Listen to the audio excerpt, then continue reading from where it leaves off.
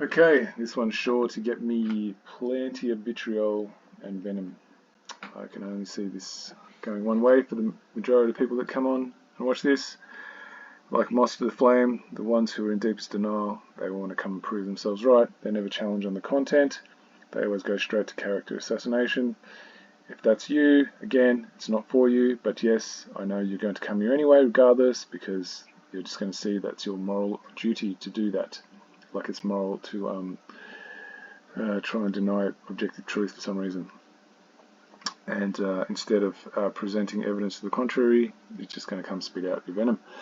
So it's really designed for those who have that capacity to see past the mind tricks and, you know, consider a perspective you haven't looked at for your own depth of clarity. That's who it's for. It's not for the trolls who want to be right and want to come out and defend their cult masters. Alright, so as you can see this picture, there we have it, Derek Johnson and the wonderful master, what do they call him? Commander-in-Chief. CIC is the one I see commonly, right? So, you know, you're bowing to your commander. You're saying that you have a master, an owner, someone who's your protector that you submit to. That's the whole premise of this, and how does it all happen? And the difference between this and what it means to be inherently self-governing or your own owner, a self-master, right? What's the difference, and why do the majority of people who still believe in the white hats, like that's going to be something virtuous, when they don't even understand the actual intended purpose of the military? I do a follow-up on that one, by the way, if you want to bother to actually listen to the content from a position of learning what you haven't considered. That's available for you next. Okay, so let's see if I can get this to move on, and we're going to see what Derek has to say. It's saying what Derek Johnson's been saying for 10 years now. It ain't 10 years old. The legislation's not 10 years old. It ain't even that old. And I'm not a law and order guy by laws and orders. I'm not a law and order guy. I'm Donald Trump's laws and orders that he's using, that they utilize, that were already in the books, that's been in place, that he's utilizing for this operation. All right, so all these haters and trolls out there, they don't even realize President Trump says it. I go by what President Trump says. Everything he says is backed up with legislation, laws, and orders. All right, this is an absolute ripper. All right, I'm not even sure where to start. It's so convoluted. So basically, he's saying he doesn't follow laws and orders, not a laws and order guy, but he will follow the laws and orders of a particular individual. Like they're, you know, have some, I'm not sure, some divine right that he's bound to and is obligated to follow. Right, so there you have order following right there in your face. What is legislation? Is that a law, or is it something that's created, which are basically just dictates of a ruling class through the instrument of government or a parliament that you are morally obligated to follow for some reason? No one really knows why. And it's not up to your moral discernment to stand against it. So we're going to go look into and unpack that a little better. Alright, so here we go. Principle versus man-made law, which is another word for legislation. To understand how evil controls people, now remember evil is lived backwards, it is necessary to understand the difference between principle and law. And when I say law, I'm not meaning the laws of nature, I'm meaning the actual legislation, like man-made law. Whatever version of that, whether it's ecclesiastical, canon, trust, commercial, they have all different versions of what they call law. It's just another way to get you to believe that someone has authority over you and they know better than you, and you better follow it if you want to be morally upright. A principle is a truth that creates freedom. A law, which is man-made, is a lie that creates slavery. Principles describe reality. They are knowledge that help you make use of your world. Principles are recognized through intelligence. Man-made laws are a seductive mind trick created to entice the intellect to override its intelligence. So a principle is something that we can all discover equally. It doesn't favour nor discriminate upon anyone. It treats us all equal. Legislation does not. I would like someone to prove me otherwise, that legislation does not discriminate. It actually does discriminate. That's its purpose. And it always discriminates against its victims and elevates the ones who came up with it.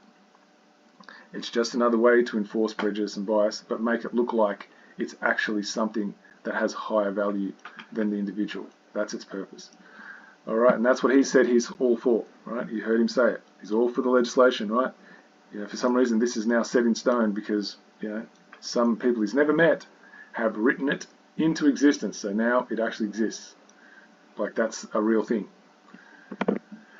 Okay, why would someone like that fall for that? Because they're from the military. Now, what is the military about, right? It's all about cult programming. These are ancient psychologists, mind magicians that have created a structure to take an individual that has moral faculties, that has the capacity to discern what is in the service of life and what is a violation of life. We all are born with that. Otherwise, we'd never say the words, "It's not fair." And then makes them into a unquestioning order follower that believes themselves virtuous for doing so. Right. Or they'll come up with some mental gymnastics to justify the things they don't like and why they're doing it. Okay, 4 fail-safe techniques established by ancient psychologists that create the conditions necessary to override conscience and ensure denial of personal responsibility. Now, no evil can exist until the individual denies personal responsibility for committing that evil. They'll say, "I was just doing my job." Right? That's the most common thing you'll hear. Now, I've done this in depth. If you're watching this on Facebook, you can scroll down to video post 67, then 68, 69, 70 and 71. So there's 5 different versions of this that explains this in detail. I'm just going through a fast version of this for this purpose. If you're looking at it on YouTube, it's all under the playlist of order. I think it's police and military actually, and look for the titles of order following. Alright, so what are the 4 things? First you get separated, then there's conformity, indoctrination through repetition, and trauma. Alright, so we're going to look at some of this quickly. Indoctrination, rigorous schedules and instructions, repetition of the lie until it becomes a belief, the most powerful form of mind control.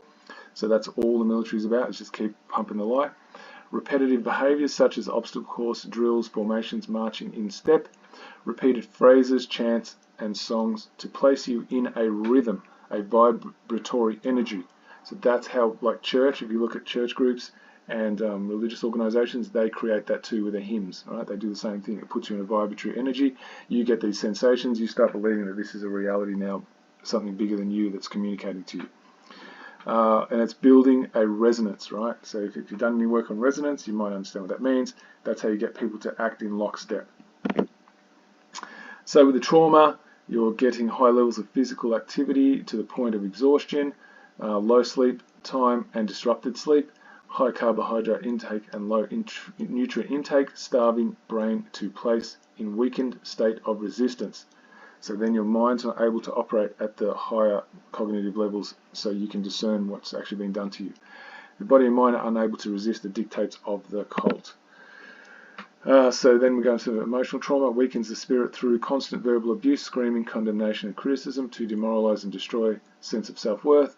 There's perpetual hypervigilance through unexpected and shocking scenarios, creating a state of emotional and psychological instability.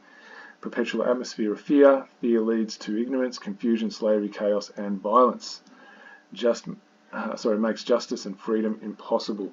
Now, I haven't had anyone rebut this as being the military, so if you're in the military, please rebut it and tell me this doesn't exist.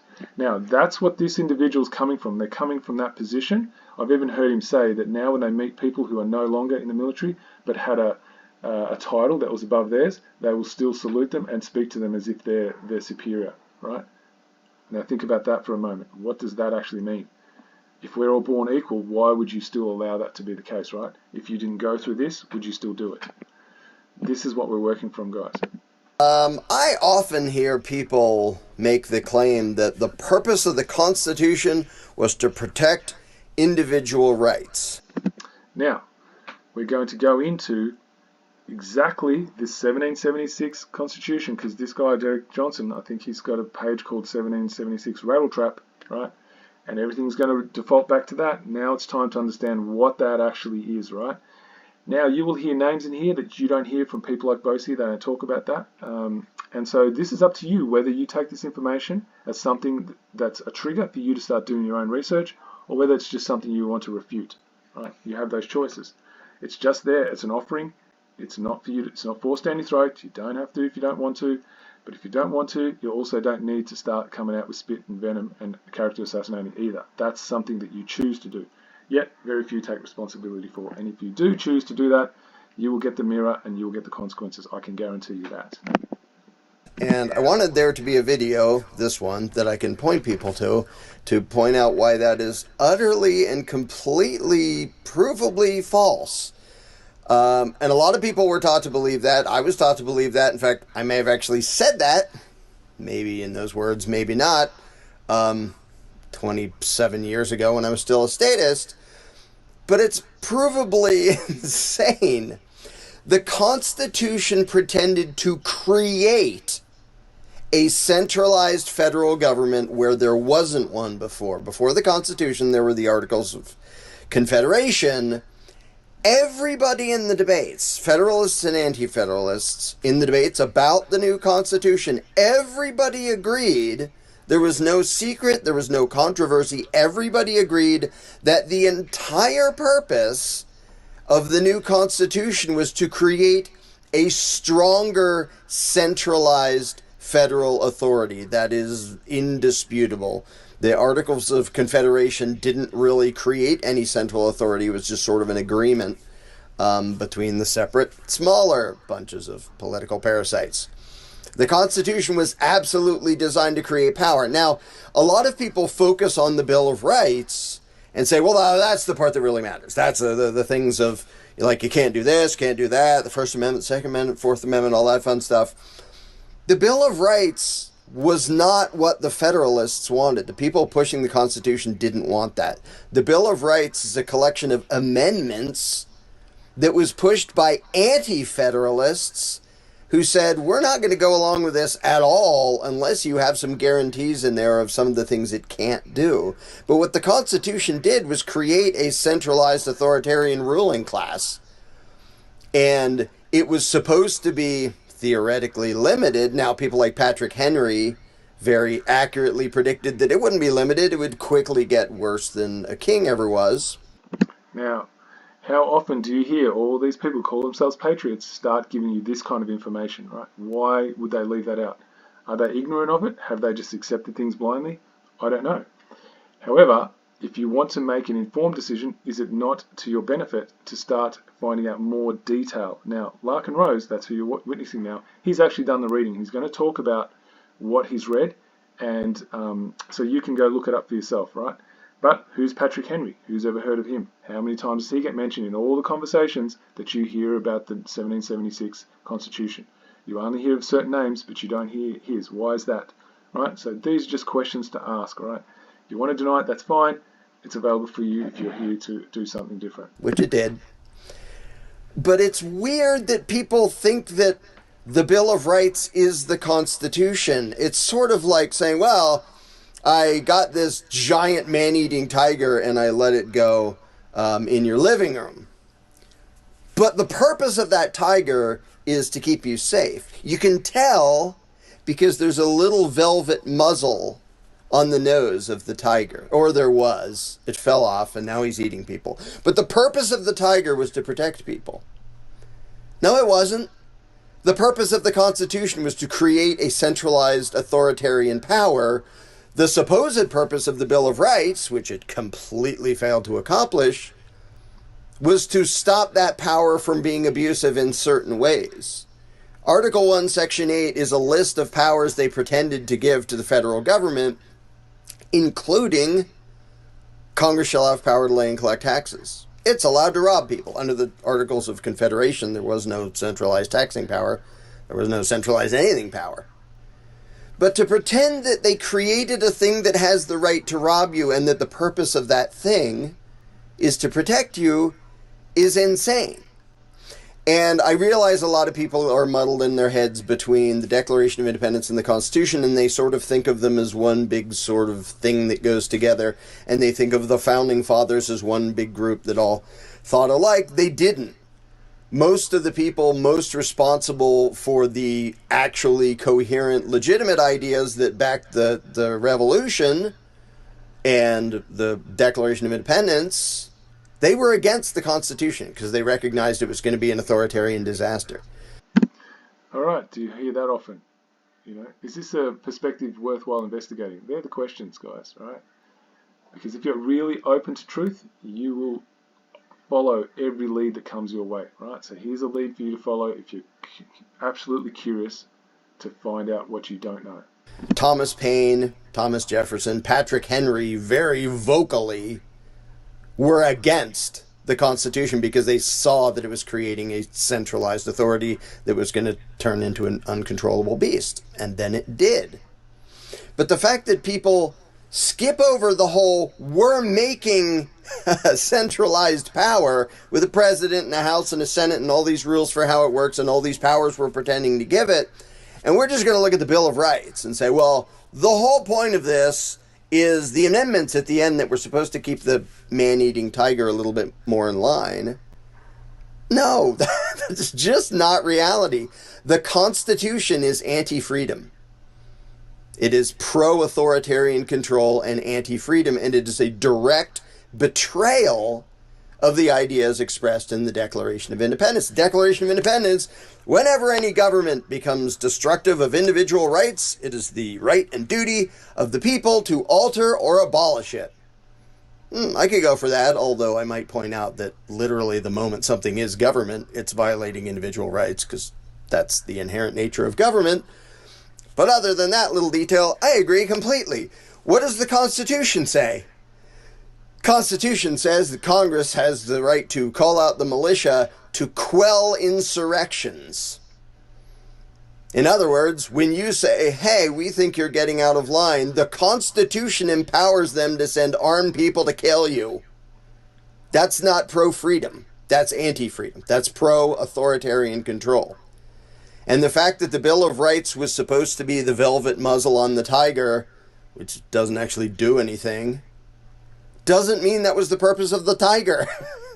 The purpose of the Constitution was to create a centralized federal power. That nobody had any illusions about that when the debates were going on between the Federalists and Anti-Federalists.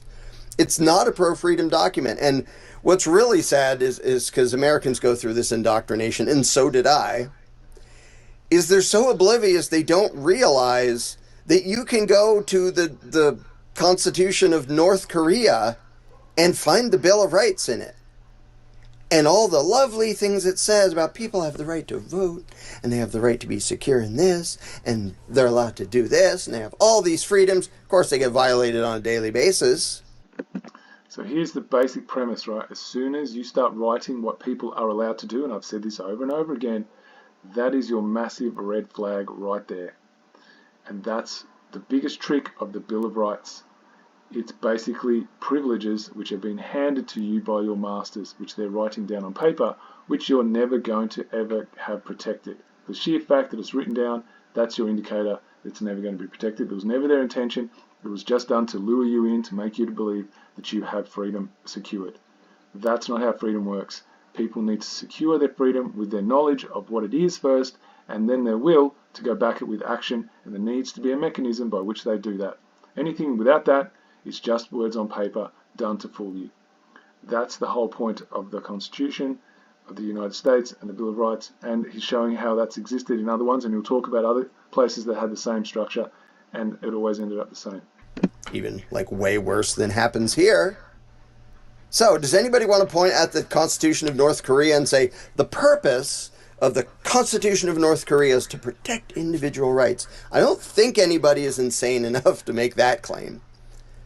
But you're making a parallel claim that's just as ridiculous if you believe that and say that about the U.S. Constitution. It created an authoritarian ruling class. It was theoretically supposed to be relatively tiny and limited, which failed completely, and it grew to something way beyond any level of authoritarianism that King George ever could dream of, literally. So, yeah, stop imagining that the Constitution is pro-freedom. It's not in any way. There's a piece of it that was supposed to limit the power it was creating, and that piece was not the idea of the people who wrote the Constitution. It was the idea of the people who opposed the Constitution and said, this is going to be a disaster, so you better at least say, you're not allowed to tell us what we can say, you're not allowed to disarm us, You're not allowed to do random searches of us. You're not allowed to do all these things. And, 9th and 10th Amendment, you're only allowed to do the things that this Constitution specifically authorizes you to do. And the 9th and 10th Amendments were totally thrown out the window many, many years ago, and almost everything the federal government does is way beyond its constitutional power. Now, the people who still worship the Constitution as if it's pro-freedom say, well, it wasn't supposed to be this. Well, that's true. What we have now is nothing like what it describes, but this was going to happen, and Patrick Henry knew it before the Constitution was even, agreed on. They were still debating it, and Patrick Henry was already accurately predicting all the ways it would go horribly awry. And then it did. And he was absolutely right. So there you have it, guys. I'm hoping... Oh, I forgot that was there.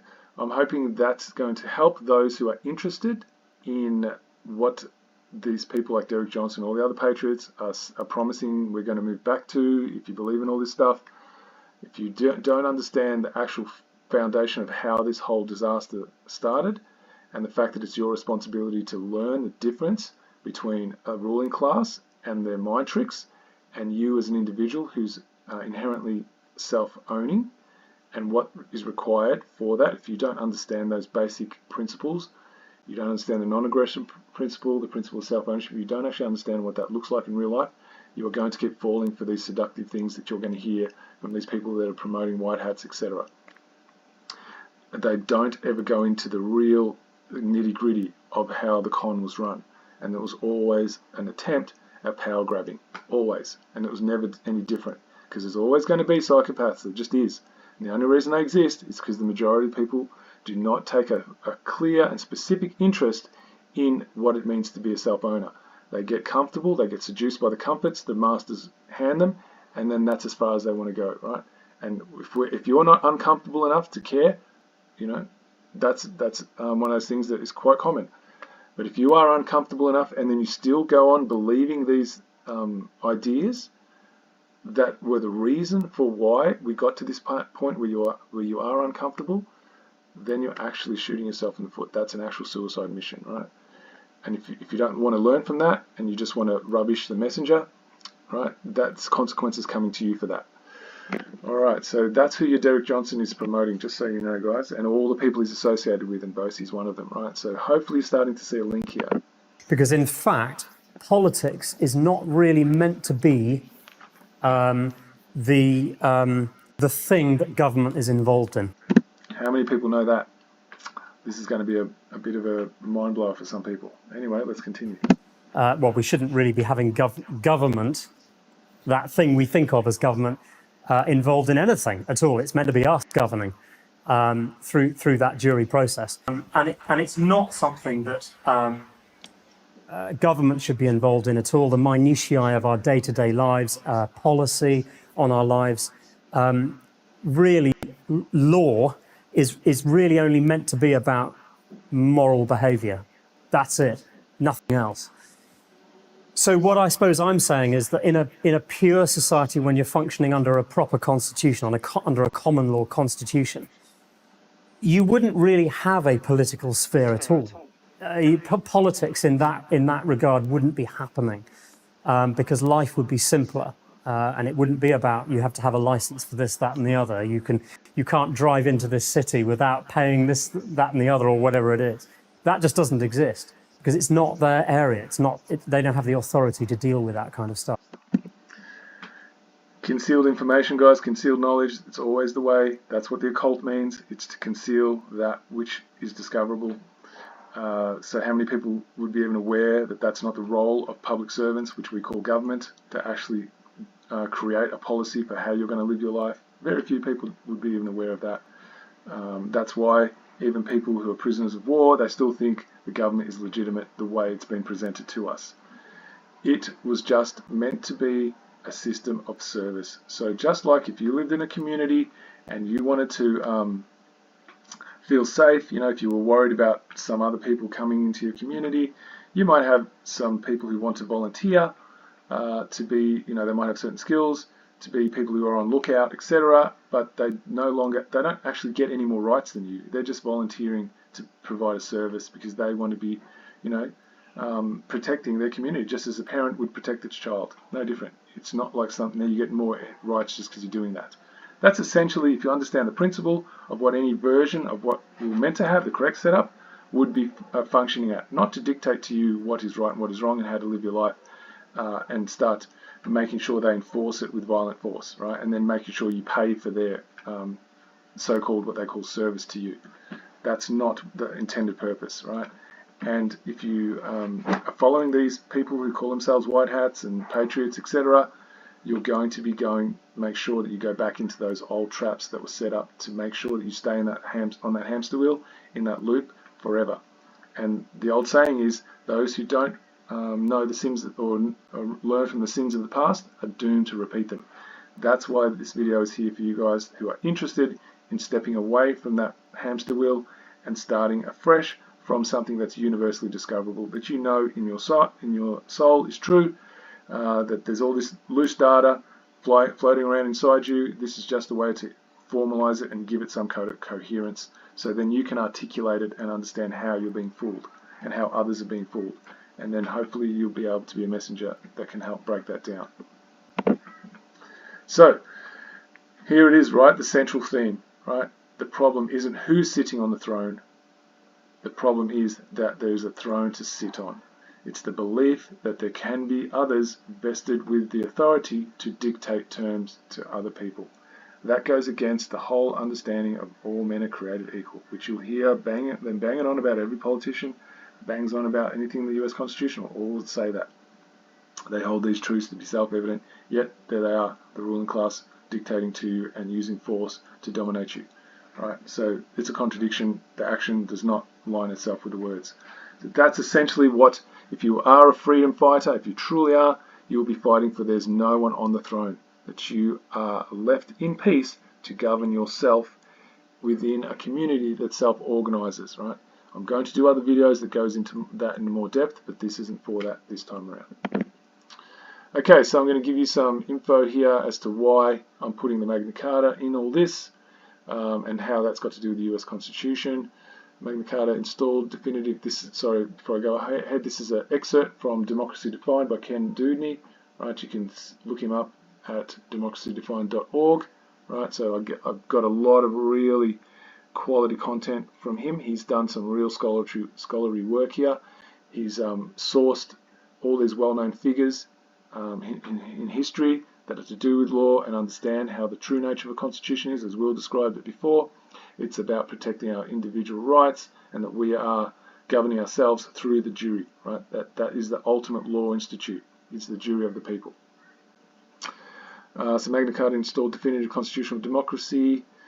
England or Britain has the most famous and revered constitution in the history of the world. There is no get-out clause in Magna Carta. A much propagandized misconception is explained and annihilated. So he talks about that through this Democracy Defined, the manifesto, which I got this excerpt from. Historical background: the pontiff had no legitimate claim to the realm, and bound by feudal protocols, his coronation oath, the legum TARY common law, John had no legitimate authority to cede it. So that's all people who believe that John was bound to the Pope when the 1215 was sealed. The Founding Fathers took the Great Charter's common law trial by jury justice system and democratic precepts to form the US Constitution. There's the link, guys. Alright, so why am I teaching about the Magna Carta? Because it's all come from the same source. This US Constitution has come from the same source, but it was bastardized before it even got off the ground by a bunch of people who saw an opportunity to twist it and convert it and make sure that they would be in the seat where they have the levers of power, not the people.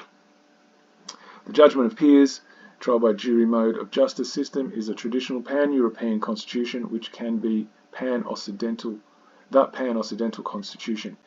In setting out the English and pan-European Gothic common law of the land, which is at the foundation of modern Western civilization, Magna Carta extends its constitutional attributes to the United States, Australia, Ireland, Scotland, Wales, Northern Ireland, Canada, and other countries. So that's why I'm constantly going on to one thing, guys, because everything stems from one source. if you care to learn it, it's all there. I've done over 140 videos, and they all come down to the central tenet, and that is that you are a self-owner, and if you aren't, then you're a slave. And there's mechanisms in place that actually prove that that was the correct setup for people to be their own self-owners, and the 1215 Magna Carta has it in there.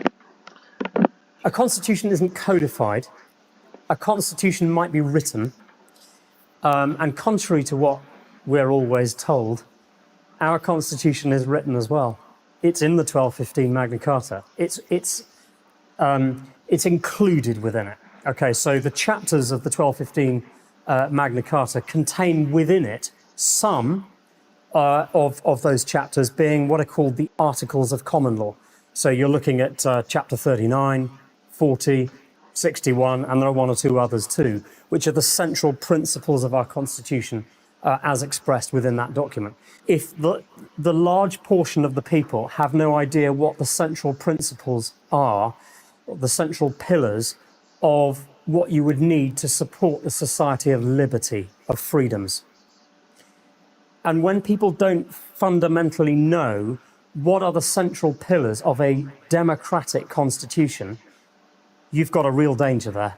It's a set of principles by which you are defining, what government can do, what it can't do, defining the rights of the people to have a trial by jury and convene it, and to decide on the justice of law. Those are the central principles of your constitution. And it predates Magna Carta of 1215, the Great Charter. So that sort of time, late Saxon kings going into the early Norman period, was probably a much purer form. That was when there was pushback, and of course the formation of our modern declaration of our constitution, which is the 1215 Magna Carta. That was for the powers that be, that was a pretty bad time. That was a bad moment for them. A democratic constitution breaks down 3 principles. Okay, so this is really important, guys. That US Constitution that most people who follow the White Hats, etc., think that that's going to be their saving grace. I'd love to know if you know about these 3 principles. If you don't, it's here for you to learn. Anything outside of that is not the foundational purpose of a constitution, and that US one never had this intention, right? It made it look like it on the surface, but it never had that intention. And so here we go. If you're here to learn, here are the 3 principles. You've got to have a natural law tribunal. Yes. Which is where the people can judge justice. Yes. For themselves. Because in doing that, they're kind of defining their own liberties. Yes. Yeah? So that's the first thing, and the most important. The second thing is that you would have some form of head of state who, if you were to replicate this in some tribe in the Amazon jungle or whatever it is a wise elder of the village who promises in perpetuity to keep that in place. Okay, this is critical, guys. The difference between the monarchy system, the constitutional monarchy system, and that constitutional republic that the US people who live in there, the United States of America, believe is superior. The only difference is the term. The actual structure is exactly the same. And that is that the president is only meant to be that wise elder that promises to keep that structure where the people are in charge of their own lives through trial by jury, right? They get to judge on the justice of any act or violation of people's rights. Nobody else does. That's how they govern themselves. And so the president's job is to make sure that that is in place. That means that all public servants who come under their name are meant to function for that purpose. They're functionaries of people's freedoms. That's all they are. To provide services while holding the integrity of individual rights. And that's the president's job. Not to do all the other shows and theatrics that this guy does, right? This is where you can discern the difference if you are really here to learn how we would be living free under any arrangement that allows for a system of public servants, right? That's the point of learning why these psyops are being put in place. It's to herd you back into where you started from the beginning. Because people who love control, they're not going to give it up. They're not going to hand it to you. They're going to make sure that they throw every sort of obstacle in your way to try and seduce you back into being a slave and thinking that you're righteous for doing so. That's the point. And very few people that I've come across actually really are that invested to learn this level, because at the essence of it, they're terrified of being in charge of their own lives. That's what it really comes down to, because it requires a lot of personal responsibility, and most people haven't grown up to know what that even looks like or feels like. So there isn't really a will or a thirst for knowing that personal responsibility and then claiming it. And so that's the central issue that I've noticed as to what's holding up actual authentic freedom versus this manufactured artificial one that's being shoved into these so-called freedom movements to swallow hook, line and sinker. So now we're going to go into the last reason for what the legislative branch would serve. Oops, I've jumped too soon. Let me just come back to A constitution isn't codified. A constitution might be written. I'll just pause it. I don't know if I can fast forward it actually. No, I can't. So we have to go back into it. And contrary to what we're always told, our constitution is written as well. It's in the 1215 Magna Carta. It's included within it. Okay, so the chapters of the 1215 Magna Carta contain within it some of those chapters being what are called the Articles of Common Law. So you're looking at chapter 39, 40, 61, and there are one or two others too, which are the central principles of our Constitution as expressed within that document. If the large portion of the people have no idea what the central principles are, the central pillars of what you would need to support the society of liberty, of freedoms. And when people don't fundamentally know what are the central pillars of a democratic constitution, you've got a real danger there. It's a set of principles by which you are defining, what government can do, what it can't do, defining the rights of the people to have a trial by jury and convene it, and to decide on the justice of law. Those are the central principles of your constitution. And it predates Magna Carta of 1215, the Great Charter. So that sort of time, late Saxon kings going into the early Norman period, was probably a much purer form. That was when there was pushback, and of course the formation of modern declaration of our constitution, which is the 1215 Magna Carta. That was for the powers that be, that was a pretty bad time. That was a bad moment for them. A democratic constitution breaks down to three principles. You've got to have a natural law tribunal. Yes. Which is where the people can judge justice for themselves. Because in doing that, they're kind of defining their own liberties. Yeah? So that's the first thing, and the most important.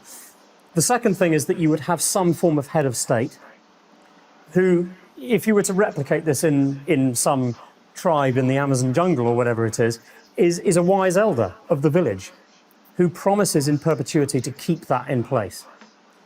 And then the third thing is optionally, you could have a legislature, an existence of legislation, which is basically nothing more than a set of rules and regulations that all they do is bring people before judgment of their peers. They don't have the power to punish themselves. So if you break a statute, you don't automatically get a punishment. You just get brought before that judgment of your peers, of your social equals, who are then using their consciences to judge the morality behind what it is that you've done. Yeah. So that's it. Those are the three principles of the Constitution. All right. Hopefully that's of some value to you guys. Just going to finish off on this last one to understand what you're being taught is going to be the savior of your freedoms and liberties. The 1776 Constitution fraud. The premise of the 1776 United States of America Constitution is anti-freedom, bogus, and illegitimate. That's what you're being sold. All right. Okay, so if you're looking to find some kind of guidance about moral principle and that there is actually a structure in place that was built on moral principle, where the system of governance, which just means system of public servants and administration of how services will be delivered to the people equitably in order to advance the quality of all lives equally. This site has got plenty on it. Just going to quickly, I'm not going to go too much into it because I've done plenty of other videos about that, but here we go. It's already standing on principle. You can see that unifying our community. It talks about the 1901 Australia Crime Punishment Manifesto, which is the 101 Commonwealth of Australia Constitution, so it talks about why that's a fraud and how that's just more enslavement. And then you've got participate in our police letter campaign. If you want to do that, you can click on that, take you right there, subscribe to the mailing list. As you go back up here, you can see all the different places you can look into. And so anyway, that's for you to discover in your own time, but just giving you a resource. It's magnacarta1215.com. There you go.